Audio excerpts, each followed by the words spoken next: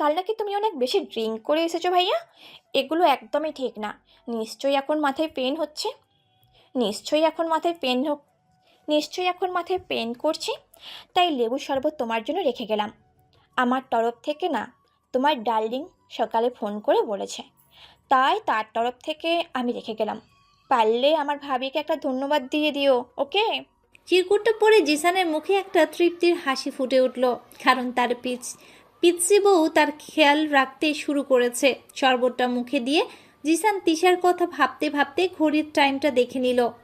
1 ঘন্টা পর তিশাদের কলেজ ছুটি হবে, তাই জিসান ফ্রেশ হয়ে ওয়াশরুমের দিকে চলে গেল। আজ নিজে যাবে কলেজে। আমাদের কলেজ ছুটি হয়ে গিয়েছে। আমি ও নিশু কথা বলতে বলতে বাহিরে আসছিলাম। নীলুকে দেখে আমি কয়েকবার ডাক দিলাম, কিন্তু নীলু কোনো রেসপন্স করলো না, চলে গেল। তা দেখে আমি ও নিশি দুজনেই কিছুটা অবাক হলাম। আজ নীলু ক্লাসেও নিশির সাথে টুকটাক কথা বললেও কেন জানি আমার সাথে তেমন কথা বলেনি। কলেজের গেট থেকে বাহির হয়েই আমার মুখ এক হাত হাঁ হয়ে গেল সামনে থাকা ব্যক্তিটাকে দেখে। কি মারাত্মক ড্যাশিং লুক নিয়ে গাড়িতে হেলান দিয়ে দাঁড়িয়ে আছে জিসান। আচ্ছা, এই লোকটা এত হ্যান্ডসাম কেন? একটু কম হলে কি হতো? তাহলে আমাকে এভাবে বেহায়ার মতো তাকিয়ে থাকতে হতো না তার দিকে। আমাকে এভাবে হাঁ করে তাকিয়ে থাকতে দেখে নিশি মুখের সামনে একটা তুড়ি বাজালো। সাথে সাথে মনে হলো আমি স্বপ্ন থেকে বাস্তবে ফিরে এলাম। কী রে, সমস্যা কি? যেভাবে ভাইয়ার দিকে তাকিয়ে আছিস মনে হচ্ছে তো গিলে খাবি। আমি নিশুকে একটা চাপট মেরে বললাম, কি যাতা বলছিস? আর এটা বল, এই তিতা করল্লা এখানে কেন? তুই বলেছিস আসতে? আরে আমি কেন বলবো? চল গিয়ে তোর আশিককে জিজ্ঞেস করি। নিশি একটা দিব কিন্তু। কিসব বলছিস? সত্যি বলছিস? এবার চল না। সত্যি বলছিস? এবার চল, না হলে করলা আর তিতার রস তোকে না খাইয়ে দেয় আবার। ছি নিশি, কথার কি ছিরি তোর? তুইও দিন দিন বেহায়া হয়ে যাচ্ছিস।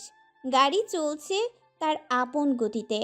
আমি পিছে নিশির সাথে বসতে নিলে জিসান খপ করে আমার হাতটা ধরে ফেলে। কলেজ গেটের সামনে তার এমন কাণ্ডে আমি সত্যিই অবাক হলাম। উনি আমাকে টেনে ওনার পাশের সিটে বসিয়ে বলতে লাগলো। তোর সাথে কিছু হিসাব নিকাশ আছে আমার। আমি তো যথারীতি অবাক। আমি আবার তার কাছ থেকে কবে টাকা পয়সা নিলাম যে এখন তার হিসাব নিতে হবে? আশ্চর্য! গাড়ি একটা আইসক্রিম পার্লারের সামনে থামলো। আমি জিজ্ঞেস করেই ফেললাম, এখানে গাড়ি থামানোর কারণ? এই গরমে আইসক্রিম খেলে কেমন হবে নিশি? জিসানের কথায় আমি আর নিশি দুজনেই খুশি হয়ে গেলাম। ভাবলাম জিসান আমাদের আইসক্রিমের ট্রিট দিতে এখানে নিয়ে আসছে। ওয়াও! নিশি আগেই গাড়ি থেকে বের হয়ে গিয়েছে। আমি বের হতে নিলেই জিসান আমার হাতটা ধরে ফেলে। কোথায় যাস? একদম নড়বি না। জিসান ওনার মানিব্যাগ থেকে টাকা বের করে নিশিকে দিয়ে বলল 3টা আইসক্রিম নিয়ে আসতে। পার্লারে মানুষের ভিড়, তাই গাড়িতে বসে খাওয়ার প্ল্যান নাকি করেছে। কিন্তু আমি শকড, কারণ নিজে না গিয়ে নিশিকে কেন পাঠালো। আমি ভাবতেই লাগলাম, হঠাৎ জিসান আমার হাতটা ধরে টান দিয়ে ওনার একদম সামনে নিয়ে আসলো। আমি কিছুটা অবাক হলাম। এবার বল, তোর সমস্যা কি? জিসান দাঁতের তাঁত চেপে। আমার আবার কি কি কি সমস্যা? তাহলে কাল সারাদিন ফোন বন্ধ করে রেখেছিস কেন? এমনি। এমনি মানে? তোকে না বলেছি ফোন কখনো বন্ধ করবি না? আর তুই কোন সাহসে সারাদিন ফোন বন্ধ করে বসেছিলি? তিশা মুখটা অন্যদিকে ঘুরিয়ে। করেছি তো কি হয়েছে? এখন কি আপনাকে সব কিছুর জবাবদিহি দিতে হবে? জিসান তিশার মুখটা এক হাত দিয়ে চেপে ধরে আরো একটু সামনে নিয়ে আসে। এতে তিশা কিছুটা ব্যথা পেতে শুরু করে, কিন্তু জিসানের সেদিকে কোনো খেয়াল নেই। একদম মুখে মুখে তর্ক করবি না আমার সাথে। আর তোর এই তেজ অন্য কাউকে দেখাবি, আমাকে না। আর কি বললি তুই? জবাবদিহি? তা তো অবশ্যই করতে হবে। মনে রাখবি, তোর দিন শুরু হবে আমাকে দিয়ে, আর রাত নামবে তাও আমার সাথে। আমার পারমিশন ছাড়া তুই একটা হাঁচি দিলে সেটার কারণও আমাকে বলতে হবে, কারণ তুই পুরোটা আমার। তোর নিজের প্রতি নিজের কোনো অধিকার নেই এখন। তোর মাথার চুল হতে শুরু করে পায়ের নখটাও আমার। তাই এরপর কোনো দিনও এ কথা যেন তোর মুখে শুনতে না পাই। মগজে ঢুকিয়ে রাখ ভালো করে। আর কোনো দিন যদি দেখি আমাকে ইগনোর করার জন্য ফোন বন্ধ করে রেখেছিস, মনে রাখিস সেদিন তোকে আমি চিবিয়ে খেয়ে ফেলবো। আর আমাকে কিন্তু তার জবাবদিহিও কাউকে করতে হবে না। আমি তার ব্যবহার দেখে স্তব্ধ হয়ে পড়লাম। এই কি সেই জিসান যার ভালোবাসার অনুভূতির কথাগুলো কাল রাতে শুনে আমি যেন তার প্রেমে পড়ে গিয়েছিলাম কিছুক্ষণের জন্য? কাল তো মুখে একদম মধু দিয়ে ভরা ছিল, আজ তাহলে কথায় তিক্ততা কেন? একটা মানুষের এত রূপ কি করে হয়? জিসানের দিকে তাকিয়ে ভাবতে ভাবতে কখন যে এক ফোঁটা পানি চোখ দিয়ে পড়লো, জিসান না বললে হয়তো জানতেই পারতাম না। চোখের পানিটা গড়িয়ে পড়ার আগেই জিসান পানিটা শুষে নিল। তোর চোখের পানিটাও আমার, তাই আমি নিয়ে নিলাম আমার জিনিস। নিশা আশায় জিসান তিশাকে ছেড়ে দিয়ে নিশা তিশাকে আইসক্রিম দিলে সে খাবে না বলে দিল। জিসান আইসক্রিমটার প্যাকেট খুলতে খুলতে নিশাকে বলল, নিশু, ওকে খেতে বল, তাহলে আজ বাড়ি যাওয়ার আশা ছেড়ে দিতে বল। তিশা আর চোখে জিসানের দিকে তাকালো। শয়তান মানুষ, একটু আগে আমাকে বকে এখন আইসক্রিম খাওয়াতে এসেছে। আরে এত বকে তোর শান্তি না হলেও আমার তো পেট মন দুটোই ভরে গিয়েছে, কিন্তু এখন কিছু বললে লাভ নেই। তিশা বুঝতে পারলো আইসক্রিম না খেলে জিসান আজ তিশাকে বাসাও যেতে দিবে না, তাই খেতে ইচ্ছে না হওয়া সত্ত্বেও খেতে হলো। সেদিনের পর থেকে তিশা আর মোবাইল বন্ধ করার দুঃসাহস করতে পারলো না। তবে জিসানের ফোনের টর্চারিং একটু বেশি বেড়ে গেল। সারা দিন প্রায় কয়েকবার কল করে। মাঝে মধ্যে তিশার মন চায় ফোনটা এক আছাড় মারতে, কিন্তু তিশা জানে ফোনকে আছাড় মারলে জিসান এসে তাকেও একটা আছাড় মারবে। জিসান ইদানিং ফোনে তিশাকে এটা সেটা নিয়ে বকতে থাকে। আর আর বলবে না কেন? তিশার খাওয়া দাওয়া, গোসল, ঘুম সব কিছুতেই লেট, টাইম মতো কিছুই করে না। তাই জিসানের মেজাজ গরম হয়ে যায় এসব অনিয়ম দেখে, তাই তো বকে। কিন্তু তিশার এসব কিছু অসহ্য লাগে। আজও কোচিং থেকে ফিরতে তিশার লেট হয়ে গিয়েছে। কেন জানি সাব্বির স্যার আজকাল তিশাদের ব্যাচটাকে একটু বেশি টাইম দিয়ে পড়ায়। তিশার এসব একদম ভালো লাগে না। এত টাইম নিয়ে পড়িয়ে কি সবাইকে বিদ্যাসাগর বানানোর প্ল্যানিং করছে স্যার? আল্লাহ জানে। বাসায় এসে তিশা দেখলো ড্রয়িং রুমে কিছু গেস্ট বসে আছে, কিন্তু এদের মধ্যে তিশা কাউকে চেনে না। কিন্তু ভদ্রতার খাতিরে তিশা সবাইকে সালাম দিয়ে ভেতরে ঢুকলো। রান্নাঘরে তিশার মা নাস্তা রেডি করছিল। তিশা গিয়ে মাকে জিজ্ঞেস করলো কে ওনারা। মা বলল প্রতিবেশী। প্রতিবেশী, তাও আবার এতজন? দেখে তো মনে হচ্ছে মেয়ে দেখতে এসেছে। তিশা অবাক হয়ে জিজ্ঞেস করতে নিবে, আর ওই সময় তিশার ফোন বেজে উঠল। তিশা ফোন রিসিভ করে কিছু বলবে তার আগেই তিশার মা তিশাকে বলতে শুরু করলো, আমার মনে হয় কি তিশা, ওনারা তোকে দেখতে এসেছে। যত সম্ভব ওই যে বসে আছে ছেলেটা, ওর জন্য সম্বন্ধ নিয়ে আসছে। তোমাকে কিছু বলছে ওনারা? আরে এখনো ঠিকমতো কথাই হয়নি, মাত্রই তো আসলো। আর কি নাস্তা দেয়নি, তারপর জানা যাবে কেন এসেছে। তোর ভাই বাবাও নেই যে সামলাবো। আয় তো মা, আমাকে একটু সাহায্য কর। হাজার হলেও মেহমান খালি মুখে তো বিদায় দিতে পারি না, জলদি কর। আমি তো ভুলেই গিয়েছি, আমি ফোন রিসিভ করে অমনেই রেখে দিয়েছি। কে ফোন দিয়েছে তাও ঠিক মতো দেখিনি। তিশার মা ড্রয়িং রুমে বসে মেহমানদের আপ্যায়ন করছে। অবশেষে তাদের সাথে আসা মহিলাটি বলে দিল তাদের আসার আসল উদ্দেশ্য। তারা তিশার জন্যই তাদের একমাত্র ছেলের প্রস্তাব নিয়ে এসেছে। তিশাকে প্রথম দেখাতেই তার ছেলের খুব পছন্দ হয়েছে। তিশার মা কিছু বলতে যাবে, ঠিক তখনই কলিং বেল বেজে উঠল। তিশার মা দরজা খুলে জিসানকে দেখে ভীষণ অবাক, কারণ এই সময় তো জিসান আসার কথা না, অফিস টাইম এখন। আসসালামু আলাইকুম মা, কেমন আছেন? ওয়ালাইকুম আসসালাম। আলহামদুলিল্লাহ বাবা, তুমি তো এই বাড়ির রাস্তা ভুলেই গেছো। সব কথা কি এখানে দাঁড়িয়েই বলবো? আরে কী সব বলছো? এটা তো তোমারই বাড়ি। সন্তান কি নিজ বাড়িতে আসতে মায়ের কাছে পারমিশন নিতে হয়? জিসান ভেতরে ঢুকেই সোফায় বসে পড়ল। জিসান সবই জানে। তখন ফোনের ওপাশ থেকে তিশা আর তিশার মায়ের কথা সব শুনেছে, আর সাথে সাথে অফিস থেকে এখানে এসে পড়ল। আসলে জিসান বাবা, তিশার মা কিছু বলতে যাবে তার আগেই মেহমানদের মধ্যে একজন বলে উঠল, আসলে আমরা ওই বাড়ির মেয়েকে আমাদের ছেলের বউ করে নিতে চাই। কয়েকদিন আগেই মেয়েটাকে আমার ছেলে ছাদে দেখে পছন্দ করে ফেলেছে, তাই আমরা দেরি না করে প্রস্তাব নিয়ে এসেছি। এসব শুনে জিসানের চোখগুলো লাল হয়ে গিয়েছে। রং সময়ে আসছি আমি।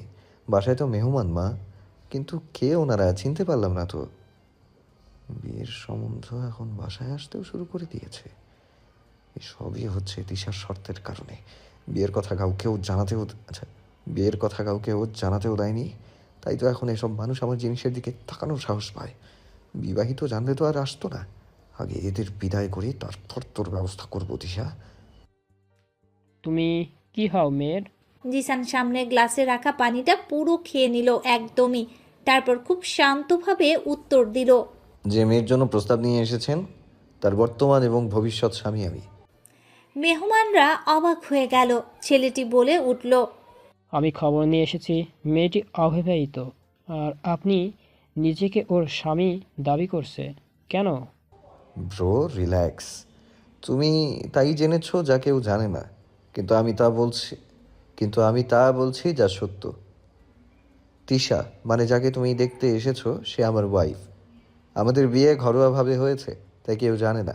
বিশ্বাস না হলে এই তো বসে আছে আমার শাশুড়ি মা, ওনাকে জিজ্ঞেস করতে পারো। তিশার মা ও সবাইকে বুঝিয়ে বলল। মেহমান সব শুনে চলে গেল। জিসান এবার উঠে দাঁড়ালো তিশার রুমে যাওয়ার উদ্দেশ্যে। এদিক দিয়ে তিশা নিজের রুমে পায়চারি করতে থাকে, কারণ কলিং বেলের শব্দ শুনে তিশা দেখতে গিয়েছিল আবার কে এসেছে। জিসানকে দেখে তিশা বুঝে গেছে আজ ওর কপালে শনি আছে। জিসানকে নিজের রুমে দেখেই তিশা ভয়ে কাঁপতে থাকে। জিসানকে সামনে আসতে দেখেই তিশাও ভয়ে পেছাতে থাকে। পিছাতে পিছাতে একদম দেয়ালের সাথে আটকে যায়। জিসানও দুপাশে হাত রেখে তিশাকে আটকে ফেলে। তিশা ভয়ে নিচের দিকে তাকিয়ে থাকে। ছাদে কেন গিয়েছিলি? তিশাকে জবাব দিবে ভেবে পাচ্ছে না, কারণ মাঝে মাঝে মন ভালো না লাগলে এমনি একটু হাঁটাহাঁটি করে ছাদে গিয়ে, আর তো কিছু না। এমনি মন ভালো না থাকলে একটু ঘুরে আসি। ছাদে গিয়ে নিজের জন্য বিয়ের সম্বন্ধ নিয়ে আসিস? আজকাল একটু বেশি সম্বন্ধ আসছে না তোর জন্য? আসতেই পারে, আসাটা স্বাভাবিক, কিন্তু আমি নিজে আনি না। না, আসতে পারে না। আর আসাটা স্বাভাবিকও নয়, কারণ তুই সিঙ্গেল না। নিশির জন্য আসতে পারে, নীলুর জন্যও আসতে পারে, কিন্তু তোর জন্য না। তবু আসছে জানিস কেন? তোর সো কল্ড শর্তের জন্য, আমাদের বিয়ের কথা কাউকে না জানানোর জন্য। আর এ কারণে আমার জিনিসের ওপর নজর দিতে সবাই সাহস পাচ্ছে। এটা তোর কারণে হচ্ছে। জিসানের চিল্লাচিল্লিতে তিশা আরো ভয় পেতে লাগলো। তিশার এমন অবস্থা দেখে জিসান চোখ দুটি বন্ধ করে নিজের রাগটা কন্ট্রোল করার চেষ্টা করছে। নো জিসান, এভাবে রাখলে হবে না। এভাবে কথায় কথায় রাখলে তিশা তোর কাছে আসতে চাইবে না। সো কুল। নিজেকে নিজেই সান্ত্বনা দিচ্ছে জিসান। জিসান তিশার সামনে চুলগুলো কানের পেছনে গুজে দিয়ে, আজকের পর আর ছাদে যাবি না, ঠিক আছে? তিশা শুধু মাথা নাড়লো। মন ভালো না থাকলে আমাকে কল করবি। তোর মন ভালো করার দায়িত্ব আমি নিলাম। কোথাও যেতে মন চাইলে বলবি, আমি তোকে নিয়ে যাব। তবুও কোথাও একা যাবি না। জিসান তিশার আরো একটু কাছে এসে কোমরটা ধরে তিশাকে নিজের সাথে চেপে ধরলো। জিসান এত কাছে আসায় জিসানের মাতাল করা পারফিউমের ঘ্রাণে তিশার নিজেরই হারিয়ে যেতে মন চাইছে। তিশার কানের সামনে মুখটা নিয়ে, আমাকে জ্বলতে দেখে তোর খুব ভালো লাগে তাই না? কিন্তু আবার তখনই যে তোকেও পড়তে হবে একদিন, তখন সহ্য করতে পারবি তো? তিশার ঘাড়ে মুখ ডুবিয়ে, কি আছে তোর মাঝে যে আমাকে প্রতিনিয়ত কাছে টানে? জিসান তিশার ঘাড়ে নাক দিয়ে ঘষতে থাকে। কেন তোর ঘ্রাণ আমাকে মাতাল করে? টুকরো টুকরো কিস করা শুরু করে দেয়। তিশা সহ্য করতে না পেরে জিসানের সামনে থাকা হাত দুটো দিয়ে জিসানের শার্টটাকে খামচে ধরে। হয়তো জিসানের শরীরের কিছু অংশে তিশার নখের আঁচড়ও লেগেছে, কিন্তু জিসানের সেদিকে খবর নেই। বলেছিলাম না একবার ভালোবাসি বল, চুমুতে ভরে দেবো তোকে আমি। জিসানের এই কথা শুনে তিশা শকড, সেদিন নেশা করে জিসান এসব বলেছে।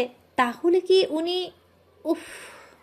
আজ শুক্রবার, সাপ্তাহিক ছুটির দিন। আমার ইচ্ছা ছিল ঘুমিয়ে পার করব দিনটি, কিন্তু কপাল আমার এখন আমি জিসানদের বাড়ির সামনে দাঁড়িয়ে আছি।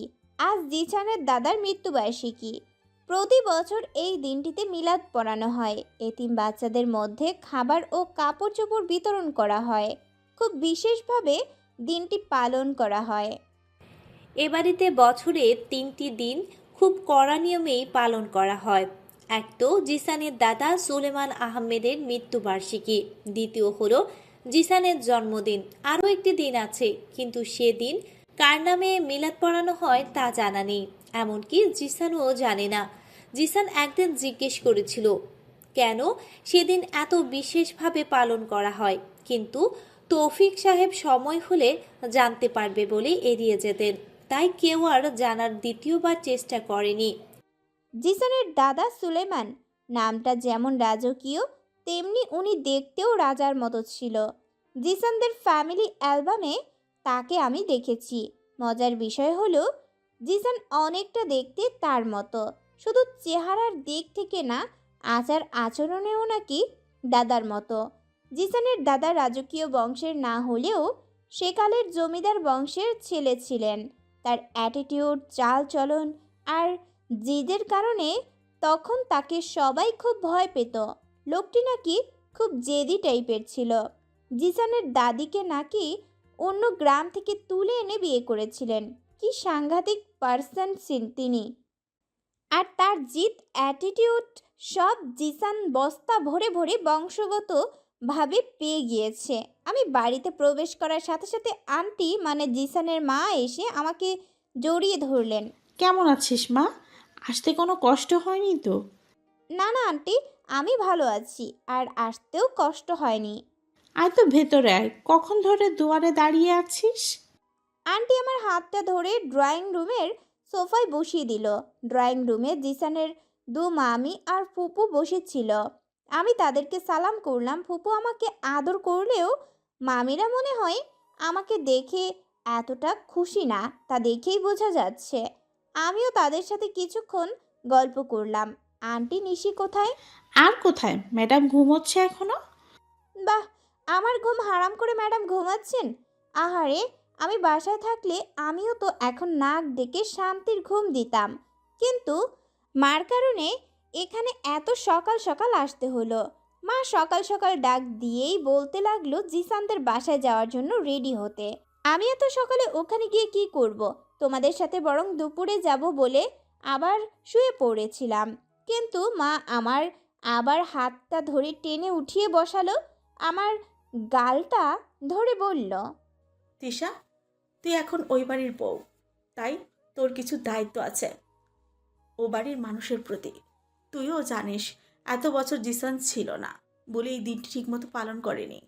আজ এত বছর পর জিসান আসা এবারে আয়োজনটাও অনেক বড় করে করা হয়েছে। এখন তুইও বাড়ির একজন সদস্য, মেহমান না। তোকে কখনো কোনো বিষয়ে ওনারা জোর করেনি, কিন্তু মা, তোরও তো বুঝতে হবে। ওই দিক দিয়ে তানজিলা হয়তো একা হাতে এত কিছু সামাল দিতে কষ্টই হয়ে পড়ছে ওর। তোরও উচিত ওকে সাহায্য করা। তাই রেডি হইনি, তোর শ্বশুর বাড়ি থেকে গাড়ি আসছে তোকে নিতে। মা আমার কপালে একটা আদর দিয়ে চলে গেল। সম্পর্ক যেহেতু হয়েছে, সম্পর্কের সাথে জড়িত দায়িত্বগুলোকে এড়িয়ে চললে হবে না। তাই আমিও চলে এলাম এখানে। তারিনকে কোলে নিয়ে আন্টি আর তানজিলা ভাবির সাথে কিছুক্ষণ গল্প করলাম। এরপর ভাবি সকালের নাস্তা রেডি করতে চলে গেল। আমি তারিনকে সাথে নিয়ে নিশিকে ডাকতে গেলাম। প্রায় 10 মিনিট ধরে নিশিকে ডেকে যাচ্ছি, কিন্তু ম্যাডাম ওঠার নামই নিচ্ছে না। তাই বেড সাইডের টেবিলের ওপর রাখা গ্লাসের পানির ছিটা দিতে লাগলাম। বেচারি পানির ছিটায় ধরফরিয়ে উঠল। আমাকে সামনে দেখে অবাক হলো। এই, তুই এত সকালে আমার বাসায় কি করছিস হারামি? আমি ওর পাশে বসে কুত্তা মুখ সামলিয়ে কথা বল।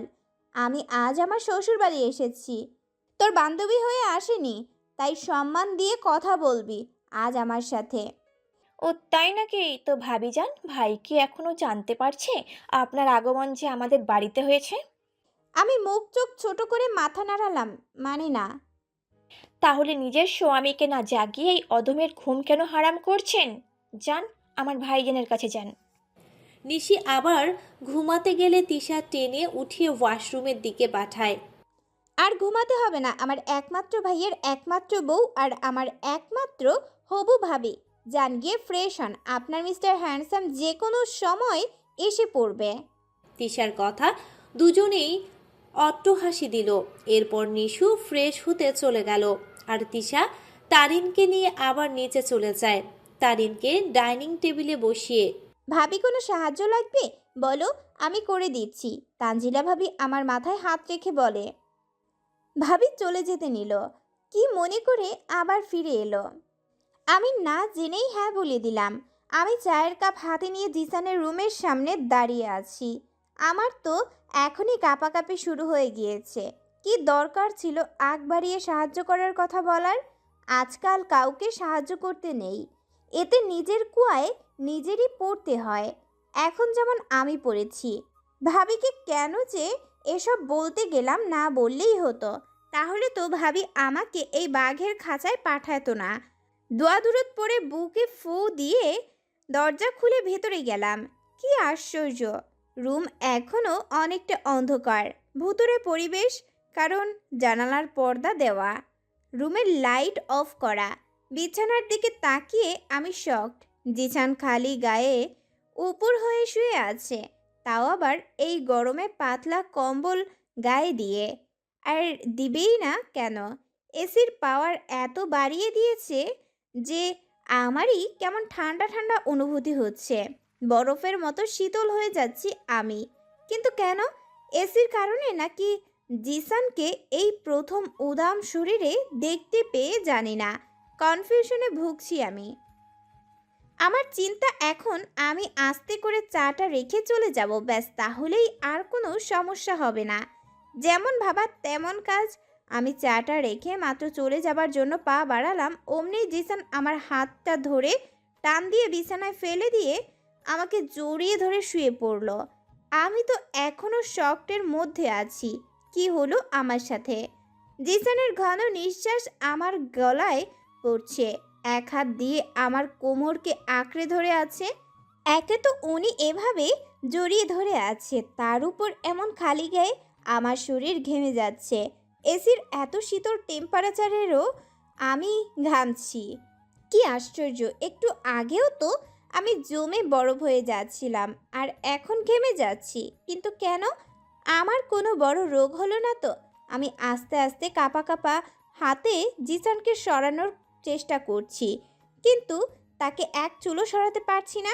হাতির মতো মানুষটিকে আমার মতো মশা কি করে তুলতে পারবে? আমি জিসানকে ডাকতে লাগলাম, শুনছেন? প্লিজ উঠুন, কেউ এসে পড়বে। তৃষা, একটু শান্তিতে ঘুমাতে দে জান।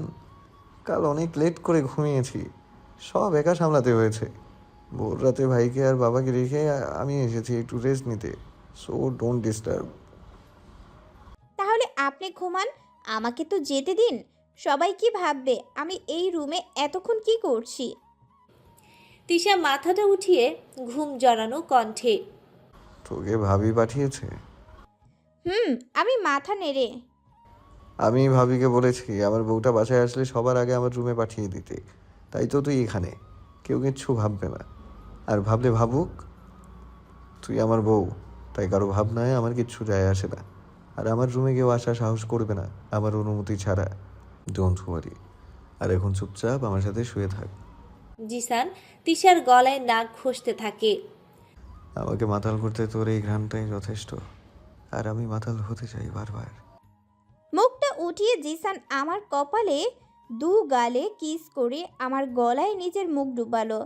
টুকরো টুকরো কিস করতে লাগলে আমি আবেশে চোখ বন্ধ করে ফেললাম। অদ্ভুত এক ফিলিংস কাজ করছে আমার মাঝে, আমি যেন আমার মাঝে নেই, অন্য এক সুখের রাজ্যে আমি ভাসছি। জিসানের ঠোঁটের স্পর্শ গলা থেকে একটু নিচে নামতে নিলেই আমি চিৎকার দিয়ে উঠি, no no no no no, please.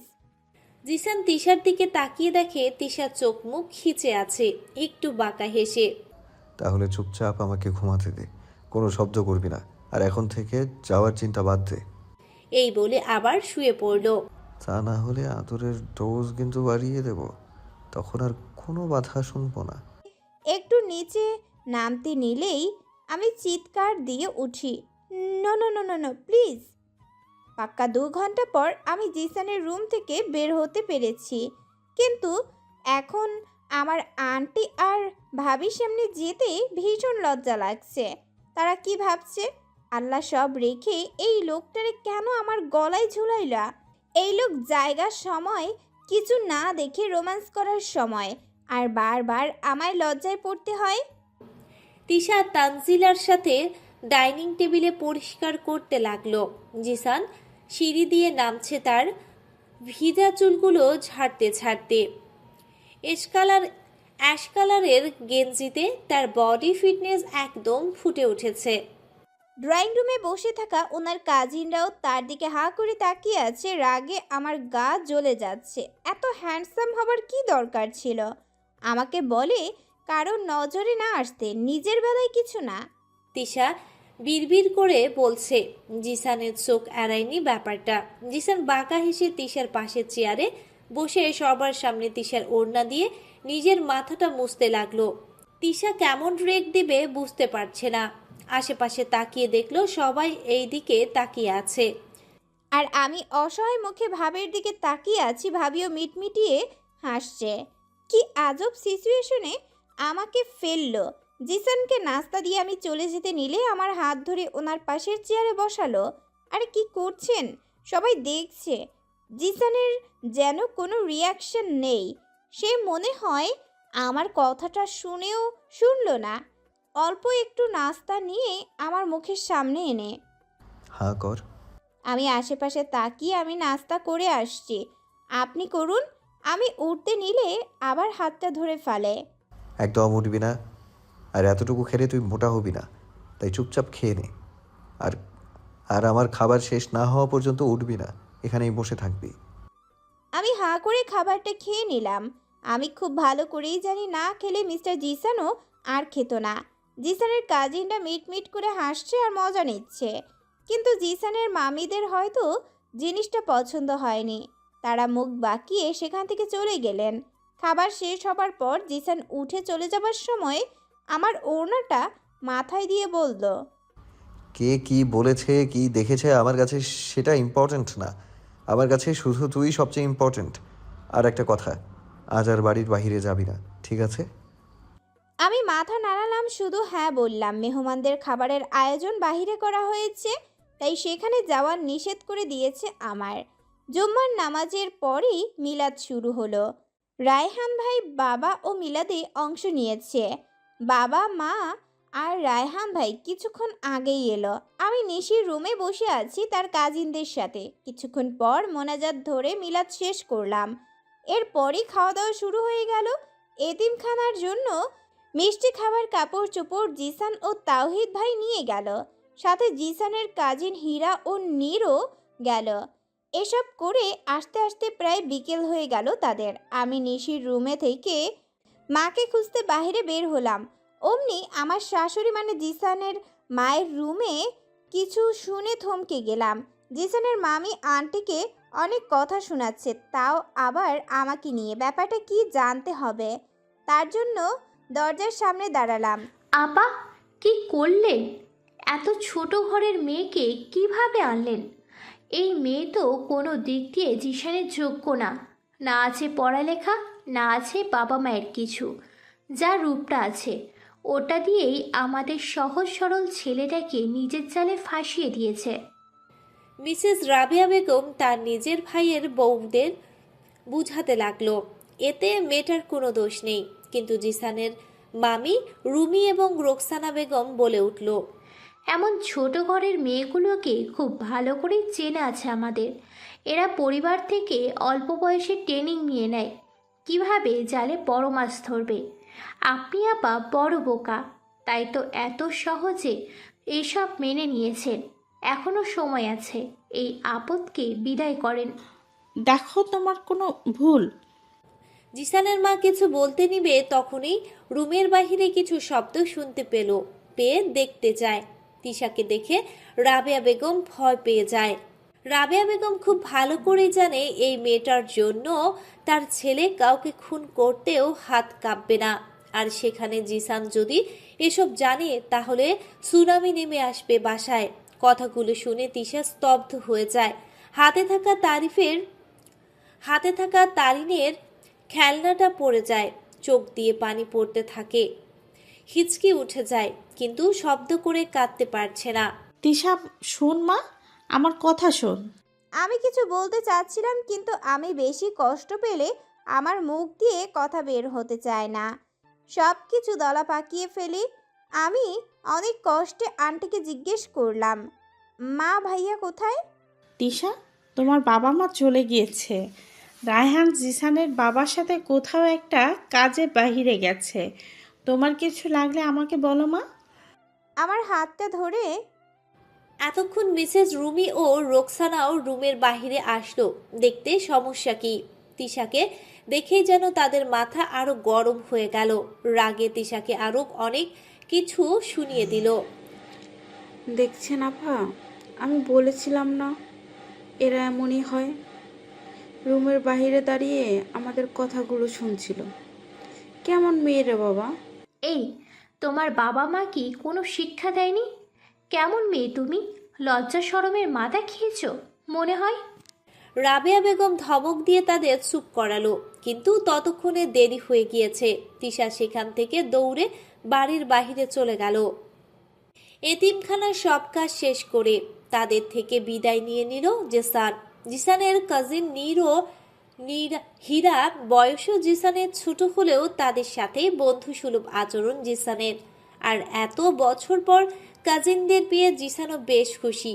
তাই তো তাদের সাথে গল্প করতে করতে ড্রাইভ করে বাসার দিকে আসছিল। বাড়ির খুব কাছাকাছি চলে এসেছে তারা। এমন সময় রাস্তার ফুটে দাঁড়িয়ে থাকা একটা মেয়ের দিকে জিসানের চোখ পড়ে। কয়েকজন বোখাটে ছেলে একটা মেয়েকে ঘিরে দাঁড়িয়ে আছে।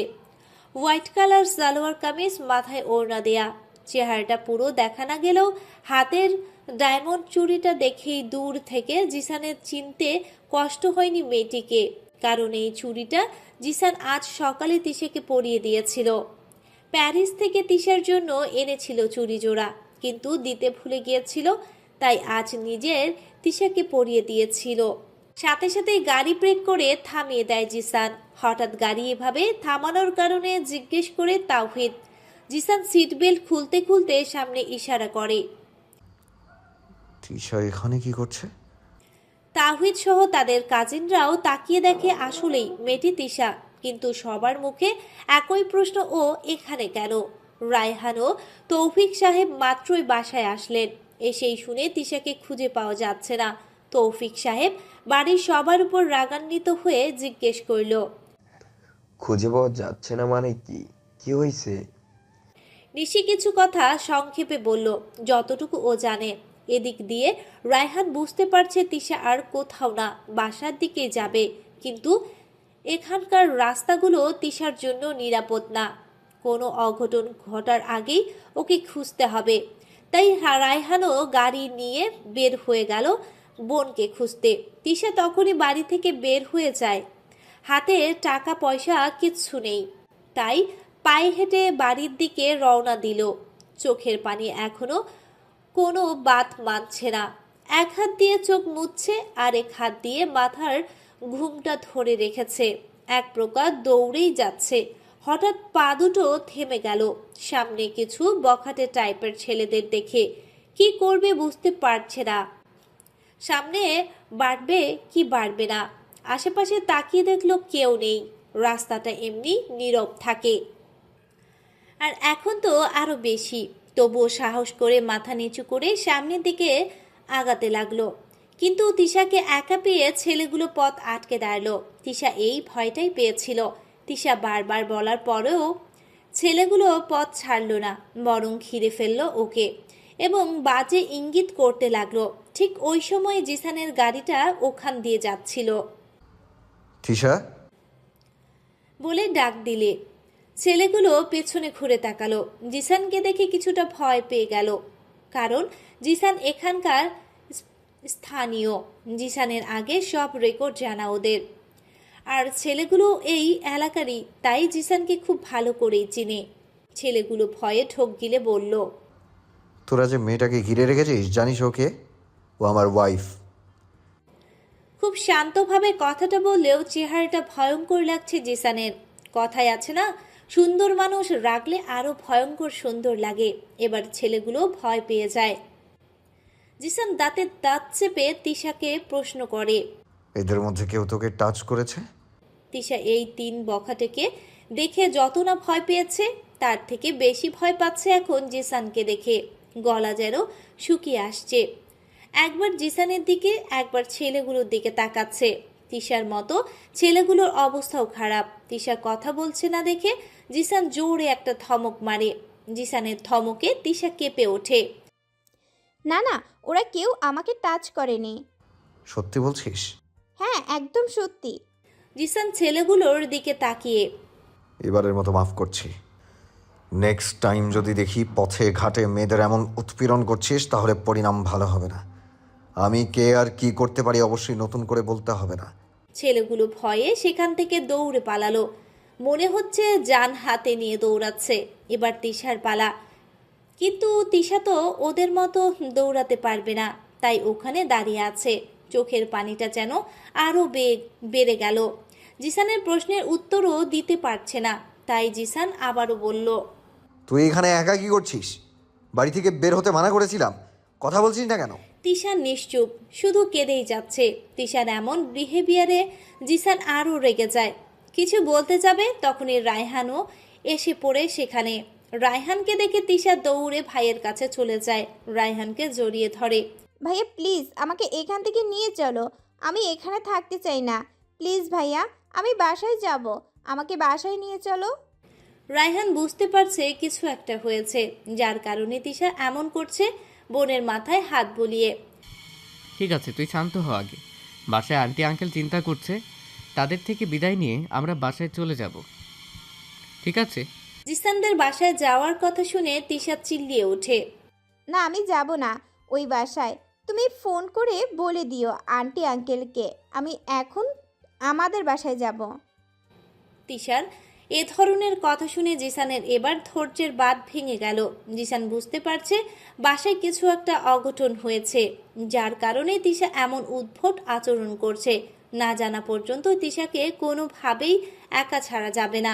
জিসান তিশার হাত চেপে ধরে নিজের দিকে নিয়ে আসলো। আমার প্রশ্নের উত্তর না পাওয়া পর্যন্ত তুই কোথাও যাবি না। তিশাকে নিজের গাড়িতে বসিয়ে চলে গেল। তাওহিদ, হীরা, নীর, রায়হান নীরব দর্শকের মতো রাস্তায় দাঁড়িয়ে আছে। রায়হানকে উদ্দেশ্য করে তাওহিদ বলে, এই বেটার সাথে জীবনেও কোথাও যাবো না, কিছু হলেই আমাকে মাঝ রাস্তায় ফেলে চলে যায়।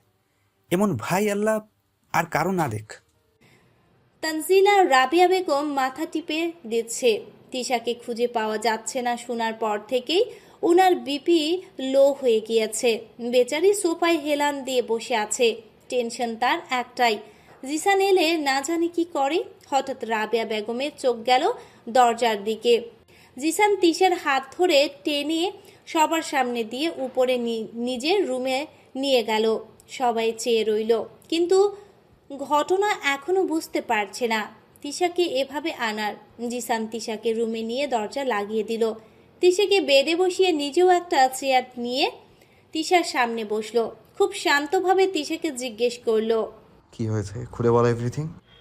কিন্তু জিসান হাজার বলেও যখন তিশার মুখ খুলতে পারল না, তখন চেয়ারে লাথি মেরে ফেলে রুম থেকে বের হয়ে গেল। কিছুক্ষণ পর রায়হান এসে তিশার পাশে বসলো। তিশা এখনো মাথা নিচু করে বসে আছে। রায়হান তিশার মাথায় হাত রেখে, তিশা বল বোন, কি হয়েছে? তুই কেন কাউকে কিছু না বলে এভাবে বাড়ি থেকে বের হলি? যদি তোর কিছু হয়ে যেত? তিশা এখনো চুপ।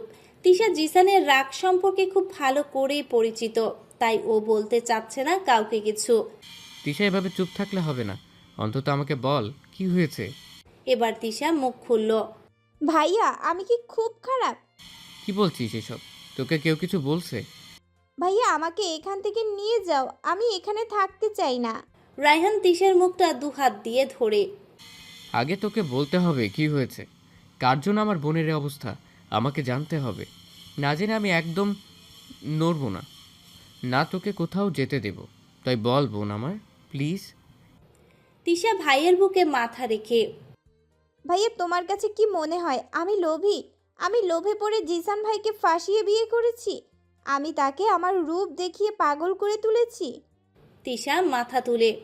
ভাইয়া সত্যি করে বলছি, তোমাদের কসম, আমি এমন কখনো কিছু করিনি যার কারণে জিসান ভাইয়ের মনে আমার প্রতি কোনো অনুভূতি আসুক। আমি তো জানতাম না জিসান ভাইয়ের মনে আমাকে নিয়ে কি আছে, আর তাকে ফাঁসিয়ে বিয়ে করার কথা কিভাবে ভাববো? তখনও আমার মাত্র 13 বছর বয়স ছিল। বিয়ে কি, ভালোবাসা কি, ছেলেদের ফাঁসাতে হয় কিভাবে, তা কি করে জানবো? সত্যি করে বলো ভাইয়া, আমাকে দেখে কি এমন মেয়ে মনে হয়? আমি ওনার যোগ্য না, আমি জানি, কিন্তু আমি তো বলিনি আমাকে বিয়ে করতে। তাহলে এখন কেন আমাকে দোষী করা হচ্ছে? আজ মামিদের মনে এসব প্রশ্ন উঠেছে, কাল বাহিরের মানুষও এসব কথা বলবে। আজ আমাকে বলেছে, কাল হয়তো কেউ তোমাকেও বলবে। তুমি বন্ধুত্বের সুযোগ নিয়ে বোনকে বড়লোক বন্ধুর গলায় ঝুলিয়ে দিয়েছ। আমি এসব কথা শুনতে চাই না আর ভাইয়া। আমি চাই না এইসব বাড়ি গাড়ি টাকা পয়সা, বড়লোক শ্বশুর বাড়ি। কেন বিয়ে দিলে ভাইয়া আমাকে এত উচ্চ ঘরে? কেন? তিশার কান্না করতে করতেই হিচকি উঠে গেছে। তুমি জিসান ভাইকে বলো আমাকে ডিভোর্স দিয়ে দিতে। এরপর নিজের যোগ্য অনুযায়ী কাউকে বিয়ে করে নিবেন উনি। এতে উনিও সুখে থাকবে, আর আমাকে কেউ আর আমার বাবা মাকে নিয়ে কথা শোনাতে পারবে না। তোমাদের নিয়ে কেউ কিছু বললে আমি সহ্য করতে পারবো না ভাইয়া, আমি সহ্য করতে পারবো না। তিশা আবার কান্না করছে। তিশা কখনো এ ধরনের সিচুয়েশনে পড়েনি, তাই নিজেকে কিভাবে সামলাতে হবে তা বুঝতে পারছে না। সমাজের সব মানুষ এক না, কিছু মানুষ কাজ হচ্ছে অন্যকে ছোট করা। রায়হান চুপচাপ তিশার কথাগুলো শুনল। এক হাত দিয়ে বোনকে জড়িয়ে ধরেছে, আর এক হাত দিয়ে বোনের মাথায় হাত বলিয়ে দিচ্ছে। এবার বুঝতে পারছে কেন তিশা এখানে আসতে চাইছিল না। তিশা কান্না করছিল অনেক কষ্ট করে। তিশাকে শান্ত করে রায়হান। হঠাৎ কিছু ভাঙা শব্দ শুনতে পায় নিচ থেকে রায়হান বুঝতে পারে নিচে কি হচ্ছে, তাই নিশিকে কল করে রুমে আসতে বলে তিশার সাথে থাকার জন্য। আর রায়হান নিচে চলে যায় দেখতে। তখনে ফোনের লাউড স্পিকারে জিসানের বাড়ির সবাই জানতে পারে কি হয়েছে। তিশা ও রায়হানের সব কথা গুলো শুনছিল এতক্ষণ সবাই। তিশিকে জিজ্ঞেস করেও যখন কোনো উত্তর পাচ্ছিল না, তখন জিসান রায়হানকে পাঠায় তিশার কাছে।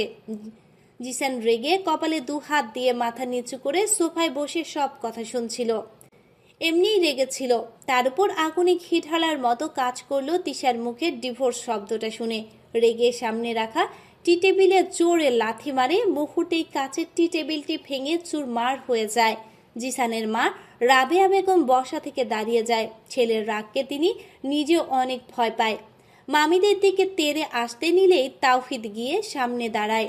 রিল্যাক্স জিসান, রিল্যাক্স, শান্ত হো ভাই। মামিরাও রাবেয়া বেগমের পিছে লুকিয়ে পড়ে ভয়ে, সুযোগ বুঝে। কিভাবে শান্ত হব? শুনলে না তিশাকে কি সব কথাগুলো বলেছে? How dare you! সাহস কি করে হলো? ইটস মাই লাইফ, আর আমার লাইফে আমি কাকে বিয়ে করব, কাকে নিয়ে থাকবো, এটা আমার ব্যাপার। নাক গলাতে কে বলেছে? আই নো ভাই, কিন্তু তুই এখন শান্ত হো। ওনারা বড় আমাদের, অবশ্যই তাদের বোঝার কোনো ভুল আছে, আমরা বুঝিয়ে বলছি। আর মামিরা তো তিশাকে ঠিকমতো চেনে না, জানে না, তাই হয়তো এসব বলে ফেলেছে। তুই মাফ করে দে। বড় আমার জিসান, মুখ সামলাও, মামি হয় তোমার। আজ না বাবা, মাথায় রক্ত চড়ে আছে। ভাগ্য ভালো এখনো বেঁচে আছে। ওনাদের জায়গা অন্য কেউ হলে এতক্ষণে মার্ডার করে ফেলতাম। আমার বুকে সব বলার জন্য মাত্র 10 মিনিট সময় তোমার কাছে। এখনই এই মুহূর্তে তোমার ভাইয়ের বউদের বিদায় করো এই বাসা থেকে। তা না হলে আমি যদি আজ বাসা থেকে বের হই, তাহলে তুমি আর আমার মুখ দেখবে না। জিসান বাবা, কী সব অলক্ষণে কথা বলছিস তুই? একটু শান্ত হ। Just 10 minutes. জিসান উপরে চলে গেল। রাবেয়া বেগম অসহায় চোখে নিজের স্বামী আর ভাইদের দিকে তাকালো। তৌফিক সাহেব কিছু না বলে নিজের রুমে চলে গেলেন। ছেলে যেহেতু একবার বলেছে, তাহলে এখন আর হাজার চেষ্টা করেও থামাতে পারবে না, তা উনি খুব ভালো করেই জানে। জিসান রুমে এসে দেখে তিশা নিশির সাথে বসে আছে। তিশাকে দেখে নিজের রাগটা দমিয়ে ফেলল জিসান। কান্না করে নিজের কী অবস্থা করেছে মেয়েটি। এখন আবার সারা রাত মাথা ব্যথায় ঘুমাতে পারবে না। মনে মনে ভাবছে জিসান। জিসান নিশিকে চলে যেতে বলল, কিন্তু তিশা নিশির হাত ধরে রেখেছে। তার মানে নিশিকে যেতে মানা করছে, চোখের ইশারায় বলার চেষ্টা করছে। প্লিজ নিশু, আমাকে এই হিটলারের কাছে একা ছেড়ে যাস না। আমাকে আবার কিমা না বানিয়ে খেয়ে ফেলে, খুব রেগে আছে। কিন্তু জিসানের ধমকে তিশা নিশিকে ছেড়ে বসা থেকে দাঁড়িয়ে যায়। জিসানকে নিজের দিকে আসতে দেখে তিশা ভয় পেয়ে যায়। আই অ্যাম সরি, আমি আর এমন করব না। না বলে বাসা থেকে বের হব না, সত্যি বলছি। প্লিজ আমাকে। তিশাকে আর কিছু বলতে দিল না। জিসান তিশার হাতটা ধরে টান দিয়ে নিজের কাছে এনে জড়িয়ে নিল নিজের বুকের সাথে। কেন তুই আমাকে একটু আপন ভাবতে পারিস না বলতো? কেন নিজের কষ্টগুলো আমার সাথে ভাগ করতে পারিস না? কেন নিজেকে আমার কাছ থেকে এতটা গুটিয়ে রাখিস? কেন আমার থেকে সবসময় দূরে যাওয়ার চেষ্টা করিস? কেন? জিসান তিশাকে নিজের থেকে সরিয়ে তিশার মুখটা ধরে। তুই আমার অস্তিত্ব, আর নিজের অস্তিত্বকে বিলীন হতে আমি দিতে পারবো না। আমার পুরোটা জীবনে আমি শুধু তোকে জড়িয়ে রেখেছি। তুই বিনা আমি শূন্য। আমি জানি আমি জোর করে তোকে আমার জীবনের সাথে জড়িয়ে ফেলেছি, কিন্তু এতে তো তোর কোনো দোষ নেই। তাই কেউ কিছু বললে তুই নিজেকে কেন দোষ দিবি? দিতে হলে আমাকে দিবি। তোর দেয়া শাস্তিটাও আমি তোর ভালোবাসা ভেবে গ্রহণ করে নেব।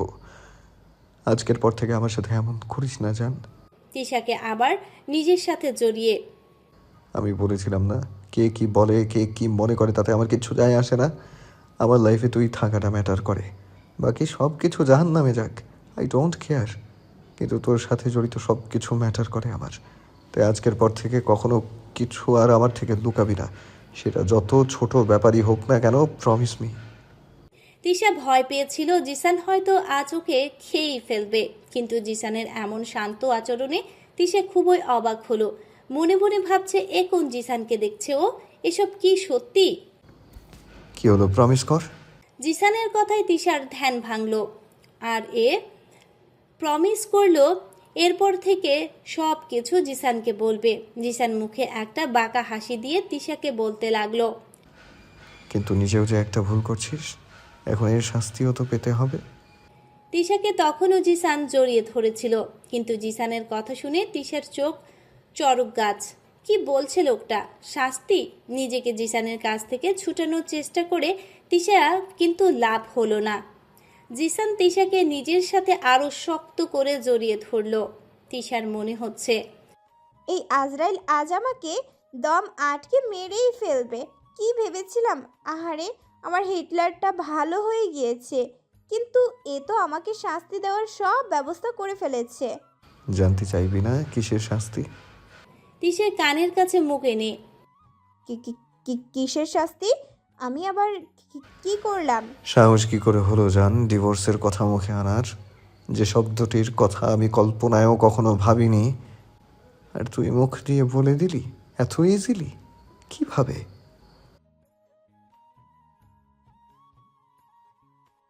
এ কথা বলেই জিসান তিশার ঘাড়ে একটা কামড় দিয়ে দিল। তিশা আহ করে চিৎকার দিয়ে ওঠে। জিসানের কাছ থেকে ছুটাও চেষ্টা করছে, কিন্তু পারে না। কিছুক্ষণ পর জিসানি ছেড়ে দেয়।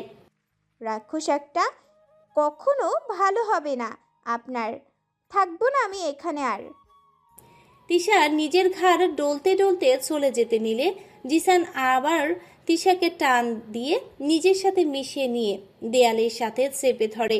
কামড় দেয়া জায়গায় কয়েকটা কিস করে। বলেছিস যেহেতু এখন শাস্তি ভোগ কর। রাক্ষস বলিস বা হিটলার, লাভার বলিস বা ভিলেন, ভালো হই বা মন্দ, তবু তোকে আমার সাথেই থাকতে হবে। ছেড়ে যাওয়া তো দূর থাক, আচ্ছা ছেড়ে যাওয়া তো দূরে থাক, কখনো যদি ছাড়ার কথা কল্পনাও করিস তাহলে এই শরীরে জান থাকবে না। তিশার গলাটা হালকা চেপে ধরে। তিশা চোখ দুটো বড় বড় করে জিসানের দিকে তাকিয়ে আছে। জিসান তিশার রিয়াকশন দেখে একটা বাঁকা হেসে তিশার গালে একটা কিস দিয়ে চলে যায়। যাওয়ার সময় বলে যায়, আজ তিশা এখানেই থাকবে, কোথাও যেতে দিবে না আজ জিসান। রায়হান বাড়ির সামনে গার্ডেনে দাঁড়িয়ে আছে, হাতে জ্বলন্ত সিগারেট।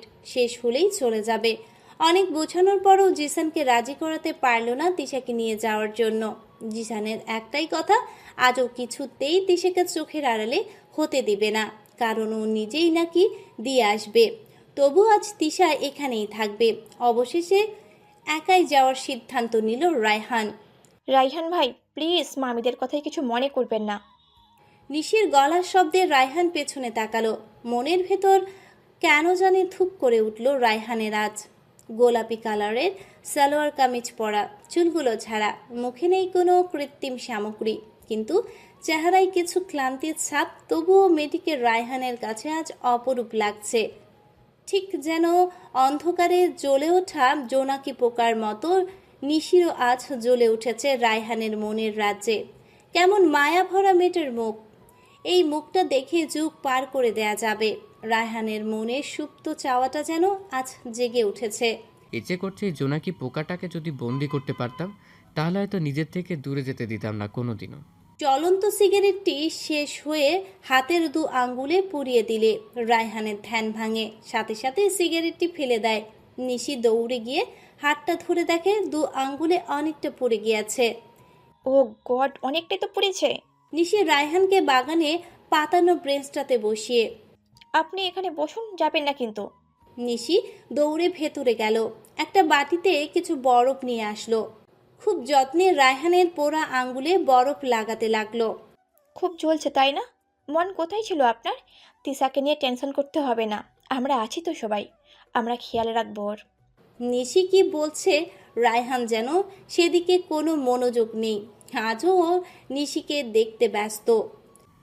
নিশির মায়ায় নিজেকে জড়াতে চাইনি, তাই তো বারবার নিশিকে ইগনোর করেছি, বাজে ব্যবহার করেছি। তাহলে আজ কি হলো? আজ কেন নিজেকে সামলাতে পারছি না? কেন মন চাইছে একটু ছুঁয়ে দিতে? ভালোবাসার মানুষটিকে একটু ছোঁয়া কি খুব বেশি অপরাধ? তাহলে আমিও এই অপরাধ বারবার করে অপরাধী হতে চাই। রায়হান নিজেকে আজ সামলাতে পারল না। রায়হানের সামনে বসে থাকা মায়াপরীটাকে ছুঁয়ে দিল। নিশির মুখের সামনে আসা চুলগুলো খুব যত্নে কানের পেছনে গুজে দিল। নিশির অবাক হলো রায়হানের এমন আচরণে, কিন্তু রায়হান এখন যা করলো এতে নিশি 420 ভোল্টের ছটকা খেলে। একটু আগে রায়হান নিশির চুলগুলো কানের পেছনে গুজে দিয়ে নিশির কপালে একটা কিস করলো। নিশি গাল আলতো স্পর্শ করে, তোকে আজ অনেক সুন্দর লাগছে নিশু। মনে হচ্ছে আসমান থেকে কোনো মায়াবী পরী নেমে এসে আমার সামনে বসে আছে। নিশিকে এসব বলে রায়হান নিজেও কিছুটা অবাক হলো, বাঁকা হেসে চলে গেল। রায়হান বাইকে উঠতে উঠতে নিশিকে বলল, এখনো বসে আছিস কেন? ভেতরে যা।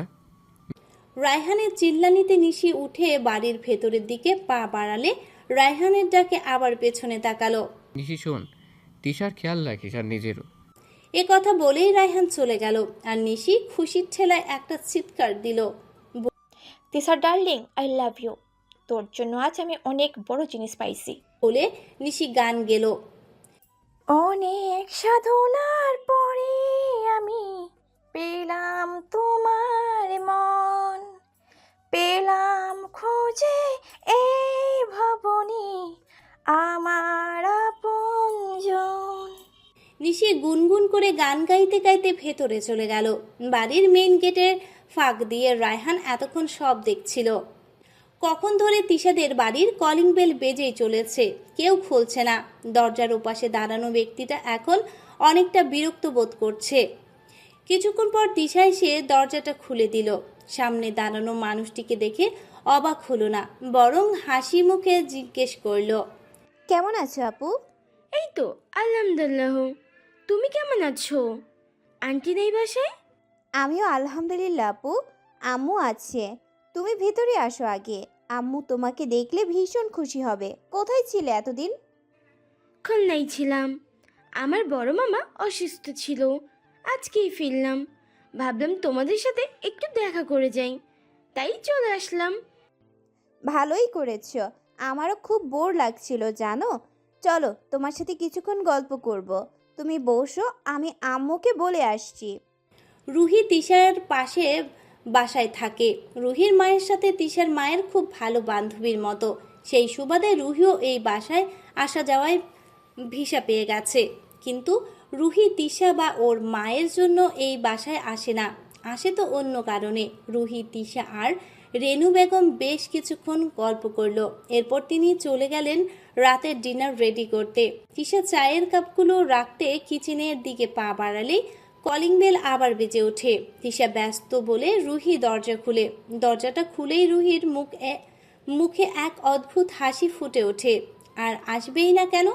যাকে এক নজর দেখার জন্য দু ঘন্টা ধরে বসে আছে, তাকে দেখে খুশির ঝলক তো ফুটবেই। রায়হান কখন ধরে দরজার সামনে দাঁড়িয়ে আছে, কিন্তু ভেতরে ঢুকতে পারছে না। রুহি দরজার সামনে দাঁড়িয়ে আছে বলে এবার রায়হান মুখে একটু বিরক্তি প্রকাশ করে বলল, রুহি ম্যাম, যদি একটু সাইড দিতেন তাহলে আমি একটু ভেতরে ঢুকতে পারতাম। রায়হানের কথায় রুহি একটু লজ্জা পেয়ে দরজা থেকে সরে দাঁড়ালো। রায়হান ভেতরে ঢুকে নিজের রুমে চলে গেল। আজ আর বের হবে না। রুহি নামক আপদ যে পর্যন্ত না যায় বাসা থেকে। মেয়েটাকে রায়হানের একদম সহ্য হয় না। দেখলেই মেজাজটা গরম হয়ে যায়। রায়হানের কোনো সাড়া না পেয়ে রুহির বাধ্য হয়ে চলে গেল। রাতে সবাই ডিনার করে যে যার রুমে চলে গেল। তিশা বিরক্ত বোধ করছে বলে একটু ফেসবুকে উকি মারল। ভালো কিছু না পেয়ে চলে যেতে নিলে হঠাৎ একটা মেসেজ আসে তিশার নাম্বারে। তিশা দেখলো নাম্বারটা প্রাইভেট নাম্বার। মেসেজটা চেক করে তিশা, প্রকৃতি নিজেই সব কিছুর বদলা নেয়, তাহলে তুমি কি করে ভাবলে আমি নেব না? কিছুই ভুলিনি আমি, না ভুলতে দেব কাউকে। আমার হৃদয়ে রক্তক্ষরণ তুমি শুরু করেছো, আর এর খতম আমি করব। কাঁদবে তুমি, ছটফট করবে, কিন্তু এবার বাঁচাতে কেউ আসবে না। আমি কোনো পথ খোলাই রাখবো না। আমার ছোবল দেব তোমাকে, তবুও মরতে দেব না। রেডি, আমি আসছি তোমার ছায়াকে তোমার থেকে কেড়ে নিতে। মেসেজটা পড়ে তিশা শোয়া থেকে লাফ দিয়ে উঠে বসলো। ঘামতে লাগলো, ভয়ে হাত পা কাঁপতে লাগলো। এটা জিসান না তাহলে কে? আর কিসের বদলার কথা বলছে? আমি কার আবার এমন ক্ষতি করলাম? উফ, মাথাটা ফেটে যাবে। আর চিন্তা করতে পারছি না। হঠাৎ বারান্দা দিয়ে কিছু পড়ার শব্দ শুনতে পেল তিশা। কি দেখার জন্য তিশা সামনে বাড়তে লাগলো। ভয়ে যেন হাত পা চলছে না। সামনে একটা ছায়া দেখে তিশা ভয় পেয়ে গেল। চিৎকার করতে যাবে, তখনই ছায়াটি এসে মুখ চেপে ধরল। কি করছিস? সবাইকে কি জানানো খুব দরকার আমি আসছি? তিশা এতক্ষণ ভয় পেলেও জিসানের কণ্ঠ শুনে কিছুটা রিল্যাক্স হলো। মুখ থেকে জিসানের হাতটা সরিয়ে জিসানকে টাইট করে জড়িয়ে ধরে। তিশার এমন কাণ্ডে জিসান কিছুটা অবাক হয়। জিসান তিশার মাথায় হাত বুলিয়ে। কি হয়েছে জান? কোনো সমস্যা? তিশা মাথা নাড়ায় না। তাহলে ভয় পেয়েছিস? তিশা এবার হ্যাঁ বলে। তাই নাকি? আমার পাগলিটা ভয়ও পেতে পারে? তো ম্যাডাম, কে আপনাকে এত ভয় দেখালো তার ঠিকানাটা আমাকে দিন, তাকে একটা ধন্যবাদ দিয়ে আসি। তার কারণেই তো আজ আপনি নিজের থেকে আমার কাছে এসেছেন। এত খুশি আমি কোথায় রাখবো বলেন তো? আমি আবার আজ খুশিতে মরে না যাই। জিসানের কথায় একটু বিরক্ত হয়ে সরে যেতে নিলে উনি আমাকে আরো জোরে আঁকড়ে ধরে। ম্যাডাম, আসছেন আপনার মসজিদে, কিন্তু যেতে হবে আমার মসজিদে, তাই চেষ্টা করেও লাভ নেই। যেমন আছেন তেমনই থাকেন। জিসান আমার মাথায় একটা চুমু দিয়ে চুলের ঘ্রাণ নিতে ব্যস্ত, আর আমি ওনার হৃৎপিণ্ডের প্রতিটি স্পন্দন খুব মনোযোগ দিয়ে শুনছি। ওনার হৃৎপিণ্ডের প্রতিটি ধুকপুক শব্দ আমার অস্তিত্বকে জানান দিচ্ছে। এখানে মনে হয় আমারই বসবাস। তাই তো এই জায়গায় মাথাটা রাখলে সব চিন্তা নিমিষে দূর হয়ে যায়। হঠাৎ আমার খেয়াল হলো উনি ফর্মাল ড্রেস আপে, তার মানে উনি অফিস থেকে সোজা এখানে চলে এসেছেন। আমি ওনার থেকে দূরে সরে বললাম, আপনি বাসায় যাননি? জিসান আমার সামনের চুলগুলো কানের পিছে গুজে দিয়ে বলে, না, আমি অফিস থেকে সোজা এখানে চলে এসেছি। তোকে খুব দেখতে ইচ্ছে করছিল। সকাল পর্যন্ত অপেক্ষা করতে পারছিলাম না। মনটা ছটফট করছিল। মনে হচ্ছে দম আটকে মরে যাব যদি এক্ষুনি আমার জানটাকে না দেখি। তাই চলে আসলাম। তার মানে আপনি ডিনারও করেননি, ঠিক তো? বাসায় গিয়ে কিছু খেয়ে নিবনি, চিন্তা করিস না। তোকে এখন একটু মন ভরে দেখতে দে। জিসানকে খুব টায়ার্ড লাগছে। আমি খুব ভালো করেই জানি সে বাসায় গিয়ে না খেয়ে ঘুমিয়ে পড়বে। আপনি বসুন এখানে, আমি আসছি। কোথায় যাস? আমার হাতটা ধরে। আমি আসছি। আমি জিসানকে বিছানায় বসিয়ে রুম থেকে বের হলাম খাবার আনতে। কি আশ্চর্য, আজ কিছুই নেই। বলে না, প্রয়োজনের সময় কিছু পাওয়া যায় না। আমি তাড়াতাড়ি করে চাউমিন রান্না করে ফেললাম। আমার হাতের চাউমিন জিসানের খুব পছন্দ। আমি রান্না করে প্লেটে নিয়ে পাকের ঘর পরিষ্কার করে চললাম রুমের দিকে। গিয়ে দেখি সাহেব আমার বিছানায় হেলান দিয়ে আধশোয়া হয়ে ঘুমিয়ে পড়েছে। ক্লান্তি তার চেহারায় ফুটে উঠেছে, তবুও খেতে তো হবেই। আমি খুব আস্তে করে তাকে ডেকে তুললাম। ঘুম ঘুম অবস্থায় আমি খাইয়ে দিলাম, উনিও চোখ বন্ধ করে খেয়ে নিলেন। আমি পানি খাইয়ে প্লেটটা রেখে এসে দেখি জিসান বাচ্চাদের মতো গুটিসুটি মেরে শুয়ে আছে। আমিও দরজা লাগিয়ে বাতিটা নিভিয়ে জিসানের পাশে শুয়ে পড়লাম। কিছুক্ষণ পর জিসান হঠাৎ আমার দিকে ফিরে আমার গলায় মুখ ডুবিয়ে আমাকে জড়িয়ে ধরল। আমি কিছুটা অবাক হলাম, কারণ আমি মনে করেছিলাম উনি ঘুমিয়ে গিয়েছে। নিজের অজান্তে আমার হাতটা ওনার মাথায় চলে গেল। আমি তার সিল্কি চুলগুলোতে হাত বোলাতে লাগলাম, আর উনি আমাকে নিজের সাথে শক্ত করে জড়িয়ে ধরলো। কেন জানি খুব শান্তি লাগছে, মনে মনে নিজেকে খুব ভাগ্যবতী মনে হচ্ছে। ওনার মতো একটা পাগল আমার প্রেমে যে কিভাবে পড়লো আমি আজও বুঝতে পারলাম না। তবুও উনি পাশে থাকলে নিজেকে কেন জানি পরিপূর্ণ লাগে। তিশা জিসানকে পেয়ে আননোন নাম্বার থেকে আসা মেসেজটির কথা ভুলে গিয়েছে। রায়হানের ফোনটা অনেকক্ষণ ধরে বেজে চলেছে। ঘুম কাতুরে রায়হান খুব ভালো করেই জানে ফোনটা না ধরা পর্যন্ত ফোনটার মালিক শান্তি মতো না নিজে ঘুমাবে না ওকে ঘুমাতে দেবে। তাই রায়হান ফোনটা ধরে। হ্যালো, কথা তো বলবেন না, তাহলে ফোন কেন করেন বলেন তো? না নিজে ঘুমান না আমাকে শান্তিমতো ঘুমোতে দেন। আচ্ছা বলেন তো সমস্যা কি? ও আমি তো ভুলে গিয়েছি, আপনি তো আবার কথা বলতে পারেন না। আচ্ছা তাহলে আমার কথা শুনুন, আপনার ঠিকানাটা পাঠিয়ে দিন, আপনার বাসায় বাবা মাকে পাঠাবো বিয়ের প্রস্তাব দিয়ে। আপনার মা বাবাকেও জানানো দরকার, তাদের মেয়ে বড় হয়ে গিয়েছে। আর আমি বা কতদিন একা থাকবো বলেন? বয়স তো কম হয়নি, বাবা মা বুঝে না পোলা বড় হয়ে গিয়েছে, তাই নিজের বিয়ের ঢোল নিজেই বাজাতে হবে এখন। ভাবছি এবার বিয়েটা করে বাসরটাও সেরে ফেলি তাড়াতাড়ি। আর কত রাত একা কাটাবো? এবার কোলবালিশকে আউট করার সময় হয়ে গিয়েছে। কোলবালিশের জায়গায় একটা মিষ্টি বউ লাগবে, যাকে মন চাইলেই যেন আদর করতে পারি। কি বলেন, ঠিক বলেছি? আমার তো মনে হয় আপনারও তর সইছে না বাসর করার জন্য, তাই তো শুধু রাতেই আমার কথা মনে করে ফোন করেন। কখনো কখনো দিনেও স্মরণ করেন এ অবাকারে। আর আমার প্রস্তাবে রাজি থাকলে ঠিকানা পাঠিয়ে দিন। আপনার ঠিকানা পেলে হানিমুনের টিকিট আমি আগেই কেটে ফেলবো। হানিমুনেই আমরা ফ্যামিলি প্ল্যানিং করে ফেলব। আমার কিন্তু আপনার মতো একটা মিষ্টি মেয়েই লাগবে। ছেলে হলে চলবে না, মেয়ে না হওয়া পর্যন্ত আমি কিন্তু আপনাকে রেস্ট নিতে দিব না। তাই ভালো করে চিন্তা করুন আমার ইচ্ছেগুলোর। ফোনের অপর পাশে ব্যক্তিটি ফোনটা টুং করে কেটে দিল। ফোনটা কেটে যাওয়ার রায়হান ফোনটা বুকের উপর রেখে হাসতে থাকে। ম্যাডাম আজ রাত ঘুমোতে পারবে না, আমার জন্য একই পোকা। ফোনের অপর পাশের মানুষটি, অসভ্য লোক, একটা অপরিচিত মানুষের সাথে হানিমুনের আলোচনা করে, ফ্যামিলি প্ল্যানিংও করে ফেলেছে। শয়তান খাটাস লুচু কথাকার, দেখে নেব আমি আপনাকে। একবার শুধু হাতে পেয়ে নিই, হানিমুন করার শখ না আমি মিটিয়ে দেব। ফোনটা নিশি করেছিল। শুধু আজ না, গত 2 বছর ধরে ফোন করছে। ফোন করে কিন্তু কোনো কথা বলে না, শুধু রায়হানের একটু কণ্ঠ শুনতে এত কিছু। তবে রায়হান প্রথম প্রথম বিরক্ত হলেও এখন ওরও খুব ভালো লাগে। রাতে ফোনটার জন্য অপেক্ষা করে, কারণ রায়হান জানে ফোনটা আর কেউ না, ওর প্রিয়তমা করেছে। প্রিয়তমা? রায়হানের প্রিয়তমা। নিশিকে খুব ভালোবাসে রায়হান, কিন্তু ভালোবাসাটা প্রকাশ করতে চায় না। যেভাবে চলছে চলুক না। দুজনকে ভালোবাসার পরেও নিজের ভালোবাসা লুকিয়ে রাখার প্রাণপণ চেষ্টা চলছে দুজনের মাঝে। দেখা যাক কার ধৈর্য আগে ভাঙে। উফ নিশি, নিশা লাগিল রে, বাঁকা দুই নয়নে নিশা লাগিল রে। রায়হান গুনগুন করে গান গাইতে গাইতে ঘুমের দেশে তলিয়ে পড়েছে। সকালে তিশা ঘুম থেকে উঠে দেখে জিসান নেই। টেবিলে একটা চিরকুট লেখা। গুড মর্নিং সুইট হার্ট, সকাল হয়ে গিয়েছে তাই চলে যেতে হলো। ঘুমিয়েছিলি বলে তোকে ডাকিনি, তোর ঘুমটা ভাঙাতে ইচ্ছে হচ্ছিল না। সরি না বলে যাওয়ার জন্য। তবে একটু পর আমি আবার আসছি, তুইও কলেজে যাওয়ার জন্য রেডি হয়ে নে। লাভ, জিসান। তিশা চিরকুটটা পরে খুব যত্ন করে রেখে দিল। আজকাল জিসানের সব কিছুই যেন ভালো লাগে তিশার। এরপর নিজেও রেডি হয়ে চলে গেল। কিছুক্ষণ পর জিসান আসলো তিশাকে পিক করতে। তারপর নিশি ও তিশাকে কলেজে পৌঁছে দিয়ে জিসান চলে গেল অফিসে। আজকাল অফিসের কাজের চাপটা বেশি। প্যারিস থেকে এখানে সব সেটেল করে কাজ শুরু করেছে, নতুন জায়গা, নতুন লোক, তাই জিসানকেও বেশ টাইম দিতে হচ্ছে সব কিছু বুঝিয়ে নিতে।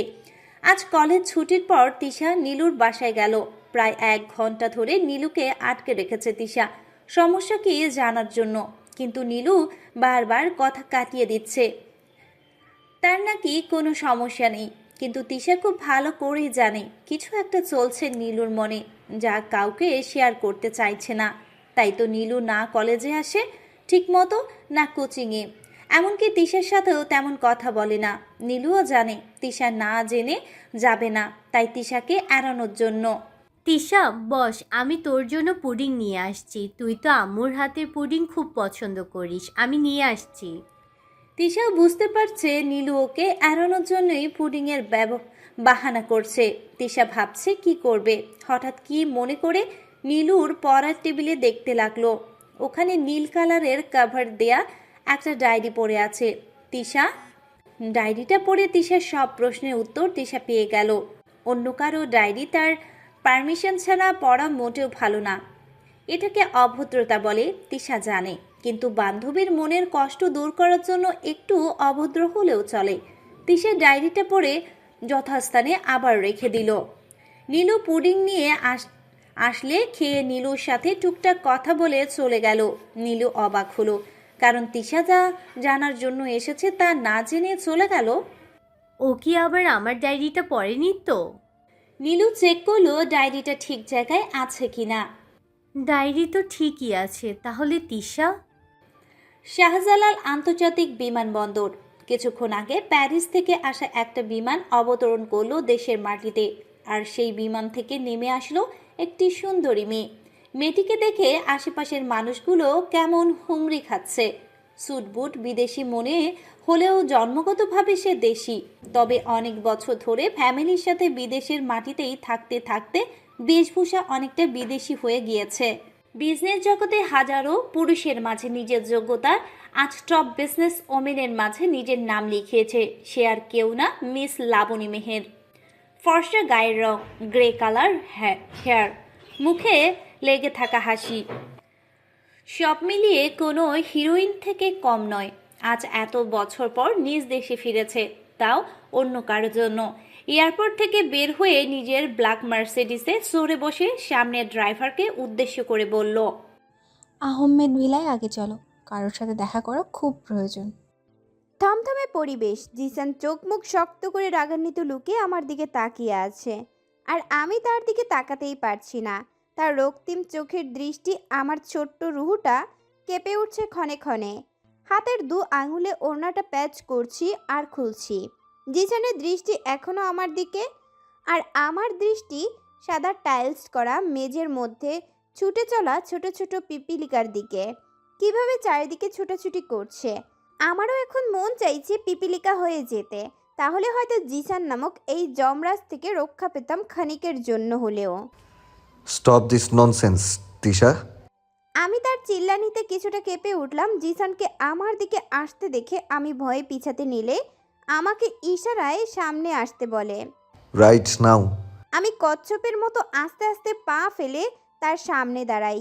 জিসান আমার হাতটা শক্ত করে চেপে ধরে চেয়ারে বসিয়ে 2 সাইডের হাতলে নিজের 2 হাত রেখে আমাকে আটকে ফেলে। আমার দিকে একটু ঝুঁকে প্রশ্ন ছুঁড়ে মারে, ছেলেটাকে তিশা? আবির ভাইয়া। আমি কে এই আবির ভাইয়া, যাকে আমি চিনি না? কি হয় তোর? কি সম্পর্ক তোর সাথে? Speak up damn, I can't handle myself, speak. জিসানের এমন ভয়ার্ত লুকে আমার কলিজার পানি শুকিয়ে গেল। তখনই মনে হয় কলিজাটা ফেটে চূর্ণ বিচূর্ণ হয়ে যাবে। ভয়ে জিসানকে পুরো ব্যাপারটা খুলে বললাম, আবির ভাইয়া নীলুর কাজিন। নীলুর ব্যাপারে কথা বলতেই গিয়েছিলাম আবির ভাইয়ার সাথে। নীলু আবির ভাইকে খুব ভালোবাসে, কিন্তু আবির ভাই নাকি অন্য কাউকে ভালোবাসে, আর সেই মেয়েটিরও বিয়েও হয়ে গিয়েছে। তিশা নিজের কথা জিসানকে বলতে চায় না, কারণ জিসান এতে আরও রেগে যাবে, তাই কথাটা লুকিয়ে ফেলল। জিসান যদি জানে আবির যাকে ভালোবাসে সে আর কেউ না তিশা, তাহলে কিছু চিন্তা না করে আবিরকে কিছু করে ফেলবে। তাই তাকে বোঝাতে গিয়েছিলাম নীলুও তাকে খুব করে চায়, সে যেন নীলু আর তার সম্পর্ককে একটা সুযোগ দেয়। নীলু আজকাল খুব ডিপ্রেশনে ভুগছে, তাই জাস্ট তার সাথে। তিশাকে আর কিছু বলতে দিল না জিসান। তিশার দিকে আরো একটু ঝুঁকে গালটা খুব রুডলি ভাবে হাত দিয়ে চেপে ধরে। সাহস কি করে হলো তোর আমার সাথে মিথ্যা বলার, তা আবার বান্ধবীর প্রেমিকের সাথে দেখা করার জন্য? কলিজাটা মনে হয় বেশ বড় হয়ে গিয়েছে। কি ভেবেছিলি আমি জানতে পারবো না, নাকি আমাকে বোকা ভাবিস? আমার চোখ যে সবসময় তোকে দেখে তাও ভুলে গিয়েছিস মনে হয়, তাই তো এত স্পর্ধা দেখিয়েছিস। এত বড় বিজনেস এম্পায়ার চালাই আমি, আমার পিঠ পিছে কোনো এমপ্লয়ি কী করে, আচ্ছা আমার পিঠ পিছে কোন এমপ্লয়ি কী করে না করে সব আমার কানে আসে, আর সেখানে আমার বইয়ের খবর রাখাটা তো আমার কাছে খুবই সামান্য একটা ব্যাপার, তাই না? কান খুলে মগজে ঠকিয়ে রাখ, তোর এমন সমাজ সেবা আমার একদম পছন্দ না। সেবা যদি করতেই বেশি মন চায় তাহলে আমাকে বলবি, আমি 24 ঘন্টা তোর সামনে হাজির থাকবো। কিন্তু বান্ধবীর মনের কষ্ট দূর করার জন্য বান্ধবীর প্রেমিকের সাথে লুকিয়ে মিথ্যে বলে দেখা করা আমি মোটেও সহ্য করব না। এটাই ফার্স্ট, এটাই লাস্ট ওয়ার্নিং তোর জন্য। এরপরেও এমন কিছু হলে আমার খারাপ রূপটা দেখাতে কিন্তু বাধ্য হব। আর আমি কি কি করতে পারি তা তো নিশ্চয়ই তোর ধারণা আছে, তাই জান আমাকে রাগাইস না। আমি যথেষ্ট শান্ত হতে চাই তোর ব্যাপারে, কিন্তু তুই এসব করতে থাকলে আর আমার কথা না শুনলে আগের জিসান আবার ফিরে আসবে। জিসানের ভয়ঙ্কর রূপটা দেখতে চাস? তিশা মাথা নাড়ায়। না। আশা করি আমি কি বলছি বুঝতে পারছিস। তিশা আবার হালকা করে মাথা নাড়ালো। তিশা কিছু বুঝে ওঠার আগেই জিসান তিশার গালে একটা কিস করে চলে গেল। ফ্ল্যাশব্যাক। নীলুর ডায়েরিটা পড়ে জানতে পারলাম নীলু আবির ভাইকে ছোটবেলা থেকেই ভালোবাসে, কিন্তু আবির ভাই নাকি অন্য কাউকে ভালোবাসে। আবির ভাইয়ের ভালোবাসা পাবে না জেনেও নীলু আবির ভাইকে একতরফা ভালোবেসে যাচ্ছে। কি অদ্ভুত মেয়ে, নিজের কষ্টটা ফ্রেন্ডের সাথেও শেয়ার করেনি, আর করবেই বা কী করে? ওর বেস্ট ফ্রেন্ড আমি, আর ওর ভালোবাসার মানুষটি আর কাউকে না, ওরই বেস্ট ফ্রেন্ড মানে আমাকে ভালোবাসে। এটা জানার পর যেমন আমি শকড হলাম তেমনি নীলুও। তাই তো কিছুদিন যাবৎ নীলু আমাকে এড়িয়ে চলছে, হয়তো মনের অজান্তে আমি ওকে কষ্ট দিয়ে ফেলেছি। নীলুদের বাসায় আমার আবির ভাইয়ের সাথে দেখা হয়েছে। নীলু পরিচয় করিয়ে দেওয়ার পর টুকটাক কথা বলা হতো। কথা বলার পর বুঝতে পারলাম তার কথায় একটা জাদু আছে। খুব গুছিয়ে সুন্দর করে কথা বলে ছেলেটি, দেখতেও বেশ। তার সাথে কথা বলতে ভালোই লাগতো। তার একটা বিশেষ দিক হচ্ছে তার মুখের হাসি, যা দিয়ে যে কোনো মেয়েকে পাগল করতে পারবে, শুধু আমাকে ছাড়া, কারণ আমার লাইফে তো নো এন্ট্রি আগে থেকেই লেখা। এভাবে আস্তে আস্তে আমাদের কথা বাড়ে। দেখা সাক্ষাৎ আমাদের মাঝে তেমন হতো না, শুধু নীলুর বাসায় ছাড়া, কিন্তু ফেসবুক ফোনে কথা হতো মাঝে মাঝে, তাও শুধু তার আগ্রহের কারণে। আর জিসান বাংলাদেশে আসার পর তো আমি তার সাথে কথা বলাও বন্ধ করে দিয়েছি, ফেসবুক থেকেও ব্লকও করে দিয়েছি, কারণ যমরাজ জানতে পারলে আমার পিঠের ছাল তুলে ফেলবে। তিনি নাকি আমাকে ফ্রেন্ড ভাবেন, আমার সাথে কথা বলতে ভালো লাগে। তার মনে যে আমার প্রতি কোনো অনুভূতি আছে তা তো আমি জানতেই পারতাম না যদি নীলুর ডায়েরিটা না পড়তাম। আর এই নীলু গাধি আমার জিসানের সম্পর্ক জানার পরেও আবিরকে কিছুই বলেনি, কষ্ট পাবে বলে। কি দরদ, দরদ একদম উতলিয়ে পড়ছে। আর এদিক দিয়ে নিজে পারু সেজে বসে আছে দেবদাসকে হারিয়ে। তাই আমি তাদের এক করার জন্য আবির ভাইকে কল করলাম দেখা করার জন্য। কোচিংয়ের নাম করে বের হয়েছি। আবির ভাইকে একটা রেস্টুরেন্টে আসতে বললাম। আমার সামনের চেয়ারে আবির ভাই বসে আছে, দুজনেই নীরব। আমরা আসলে শুরু করব কি করে বুঝতে পারছি না। যখন থেকে জানতে পারলাম তার মনে আমার জন্য কি অনুভূতি, এরপর তার সামনে আসাটা খুবই অস্বস্তি বোধ হচ্ছে। আমার মনের কথাটা কিভাবে জানলো বুঝলাম না, তাই নীরবতা কাটিয়ে নিজেই বলা শুরু করলো। এতদিন পর মনে পড়লো আমায়? তুমি তো অমাবস্যার চাঁদের মতো গায়েব হয়ে গেলা, সব কিছু থেকে একবার আমাকে ব্লক করে দিলে, অথচ দোষটা কি বললে না। আমি কি জানতে পারি কি অপরাধ আমার? আমি কি কোনো ভাবে তোমাকে কষ্ট দিয়েছি, বা আমার কোনো কাজে তোমার অপছন্দ হয়নি? কিন্তু বলো তিশা, প্লিজ বলো তিশা, আমি জানতে চাই। আবির ভাইয়ের কথায় নিজেকে খুব অপরাধী মনে হচ্ছে। আমারই ভুল ছিল, তার সাথে এত মিশাটা হয়তো ঠিক হয়নি। তাকে আগেই আমার অতীতটা বলে দেওয়া উচিত ছিল, তাহলে হয়তো তার মনে আমার জন্য এমন কিছু উদ্ভব হতো না। আমি আবির ভাইকে আমার আর জিসানের কথা খুলে বললাম। আবির ভাই কথাগুলো শুনে যে কষ্ট পেয়েছে তা তার চেহারায় স্পষ্ট বুঝতে পারছি, কিন্তু আমার কিছু করার নেই। আশ্চর্য বিষয় হলো উনি কোনো রিয়াক্ট করেনি, খুব শান্তভাবে আমার কথাগুলো শুনলো। আমাকে আগের বলতে পারো তুমি, এভাবে লুকিয়ে রাখার মতো কিছু নেই। যেখানে তোমার পরিবার রাজি, সেখানে তুমি তোমার সম্পর্ক এভাবে আড়াল করতে চাও। তোমার কথা শুনে বুঝতে পারলাম ছেলেটা তোমাকে অনেক ভালোবাসে, হয়তো ক্রেজি ফর ইউ। একটা কথা মনে রেখো তিশা, তুমি দেখতে মাশাআল্লাহ অনেক সুন্দর, তাই তোমার প্রেমে যে কেউ পড়তে পারে, স্বাভাবিক। কিন্তু সবার জন্য হিমালয়ের পাহাড় ভাঙতে পারবে না, কিন্তু এই ছেলেটি পারবে, তোমার জন্য কিছু করতে পারবে। তাই বলবো তুমি খুব লাকি এমন একটা সাথী পেয়ে, এমনকি সেও লাকি তোমাকে পেয়ে নিঃসন্দেহে। তাই নিজের পবিত্র সম্পর্ক লুকিয়ে রেখো না, জানো ভালোবাসা মরীচিকার মতো, কারো কাছে ধরা দেয়, কেউ আবার ধরতে গিয়ে হারিয়ে ফেলে। সবার কপালে প্রিয় মানুষটির ভালোবাসা জোটে না। কিছু কিছু মানুষ আমার মতো অভাগাও হয়, কিন্তু আমি তোমার উপর নারাজ নই, বরং খুশি, কারণ তোমার পাশের মানুষটি সত্যিই অসাধারণ। তাই তো তোমাকে ভালোবাসার চাদরে মোড়াবার আগে তোমাদের সম্পর্কটাকে পবিত্র একটা নাম দিয়েছে। আচ্ছা, আমি আশ্চর্য হলাম আবির ভাইয়ের কথায়, খুব অবাক লাগলো তার এমন বিহেভিয়ার দেখে। একজন মানুষ কতটা ভালো হলে এমন মুহূর্তেও শান্ত থাকতে পারে। অন্য কেউ হলে এতক্ষণ আমাকে ধুয়ে দিত, অথচ উনি আরও জিসানের গুণগান গাইছে। তুমি কি আমাকে এসবের জন্য ডেকেছো, নাকি অন্য কিছু বলবে? অ্যাকচুয়ালি ভাইয়া, আমি নীলার ব্যাপারে কিছু বলতে চাইছি। নীলা, ওর আবার কি হয়েছে? সব ঠিক আছে তো? না, কিছু ঠিক নেই। নীলা কাউকে খুব ভালোবাসে, আজ থেকে নয়, সেই ছোট থেকে, অনেক বছরের ভালোবাসা। কিন্তু অদ্ভুত বিষয় কি জানেন, যাকে এত বেশি ভালোবাসে সে এত আচ্ছা, কাছে থেকেও নীলার মনের কথাটা জানতে পারেনি, আর নীলা তাকে হারানোর ভয়ে বলতেও পারেনি। কে সেই অপদার্থ? সে নীলার মতো মেয়েকে এভাবে কষ্ট দিয়েছে? যদি বলি আপনি, নীলা আপনাকে অনেক ভালোবাসে আবির ভাইয়া। ও খুব কষ্টে আছে, হয়তো এতদিনের জমানো সুপ্ত ভালোবাসাগুলো জমিয়ে রেখে ক্লান্ত হয়ে পড়েছে।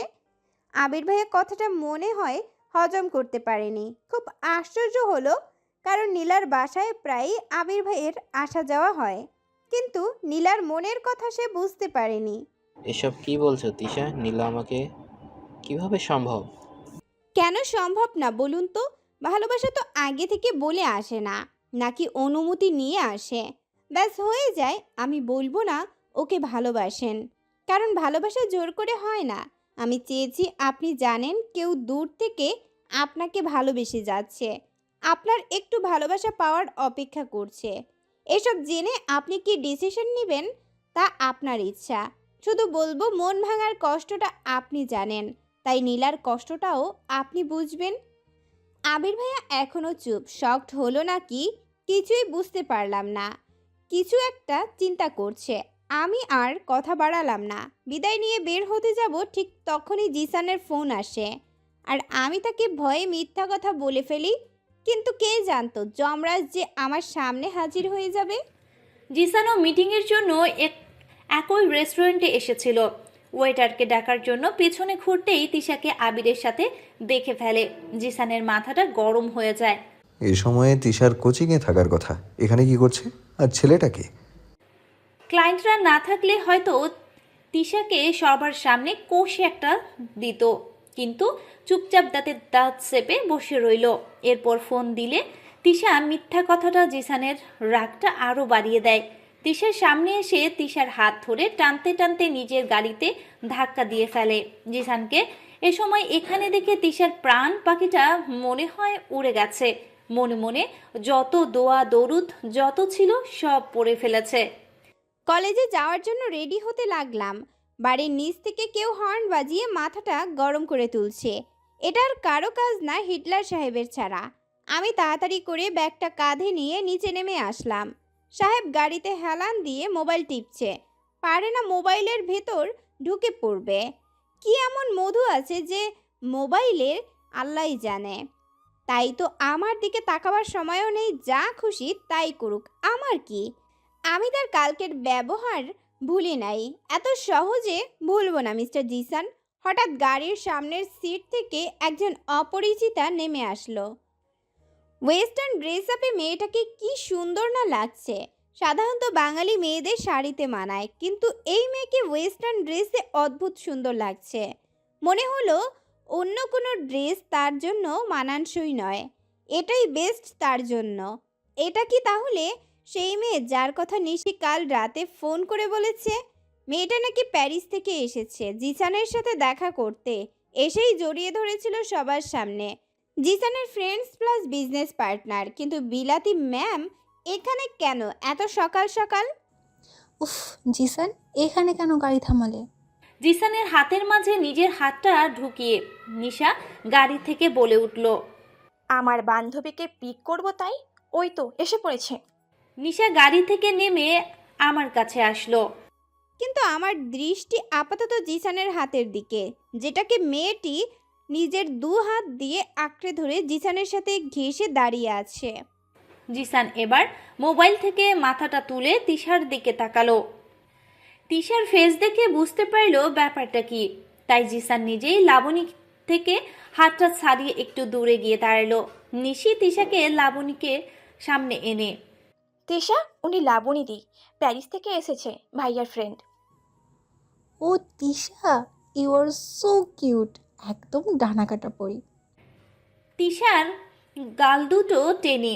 কিছুক্ষণ পর রায়হান আসলে জিসান রায়হানের সাথে পরিচয় করে দেয়। লাবণী, ও হলো রায়হান, তোমাকে বলেছিলাম না? Oh yeah Raihan, nice to meet you.